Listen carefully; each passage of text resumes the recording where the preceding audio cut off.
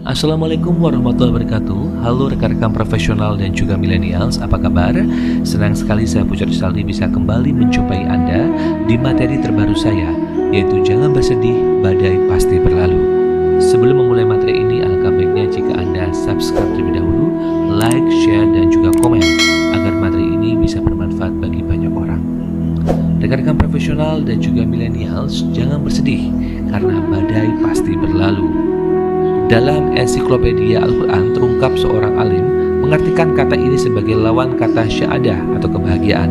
Seperti halnya kebahagiaan, penderitaan juga bersifat duniawi seperti keburukan atau penderitaan yang terjadi sekarang, dan ukhrawi atau yang bersifat akhirat seperti penderitaan yang telah terjadi nanti.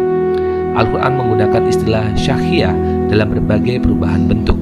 Seperti dalam surat Hud 11 ayat 106, Allah Subhanahu wa taala menjelaskan orang celaka yaitu mereka yang merusak akidahnya dan mereka akan menderita.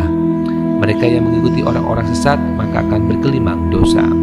Mereka dimasukkan ke dalam neraka dan merasakan siksaan dahsyat hingga merintih seperti keledai menghembus dan mengisap nafasnya disertai rintihan keras. Mereka adalah orang-orang yang tidak mendapatkan rezeki dalam pandangan lain. Mereka adalah orang-orang yang disiksa. Ayat ini merupakan kelanjutan dari ayat sebelumnya dalam surat yang sama. Allah akan membagi manusia di akhirat menjadi dua kelompok. Pertama adalah mereka yang celaka, kedua adalah yang bahagia. Penderitaan tidak semestinya dimusuhi atau dikutuk. Penderitaan atau musibah sesungguhnya merupakan surat cinta Tuhan. Tuhan merindukan hambanya, tapi undangan berupa kenikmatan dan kemewahan tidak digubris, sehingga Tuhan mengubah surat undangan dalam bentuk musibah. Musibah merupakan ujian keburukan, tapi mengangkat martabat kemanusiaan. Ada juga ujian kebaikan, tetapi lebih sulit untuk dilulusi hambanya, sehingga lebih banyak orang gugur dari ujian kemewahan daripada ujian musibah. Jika orang ditimpa musibah, yang paling pertama dipanggil biasanya Allah, Tuhan yang Maha Kuasa. Akan tetapi jika orang diuji dengan kemewahan atau pangkat dan jabatan, yang paling sering dihubungi di SMS ialah makhluk Tuhan, berupa orang yang disayanginya. Dengan demikian, musibah dan penderitaan tidak selamanya negatif. Ingat pesan Nabi, hanya orang awam yang betul-betul takut terhadap musibah, orang yang bermartabat spiritualnya sudah tinggi, kesyukurannya kepada Tuhan yang bukan hanya ketika ia mendapatkan kenikmatan, melainkan apapun yang datang dari Allah Subhanahu wa taala, termasuk musibah, ia syukuri karena ia sadar Allah Subhanahu wa taala Maha Baik, tidak mungkin ia menciptakan sesuatu yang buruk. Jika ada kesan buruk atau tidak baik darinya, pasti itu cara pandang manusia yang belum menyadari hakikat karunia Allah Subhanahu wa taala. Semua orang pastilah menginginkan kehidupan yang bahagia setiap saat, tapi pada kenyataannya tidak ada satupun kebahagiaan di dunia ini yang bisa bertahan selamanya. Ada juga saat-saat di mana kita mengalami yang namanya penderitaan. Nah, setidaknya ada cara baik yang wajib kita ketahui dalam menyikapi penderitaan tersebut. Yang pertama adalah lihatlah penderitaan tersebut dari sudut pandang yang berbeda. Mungkin masalah dan juga penderitaan yang terjadi tidak benar-benar bertujuan untuk membuat Anda merasakan penderitaan saja.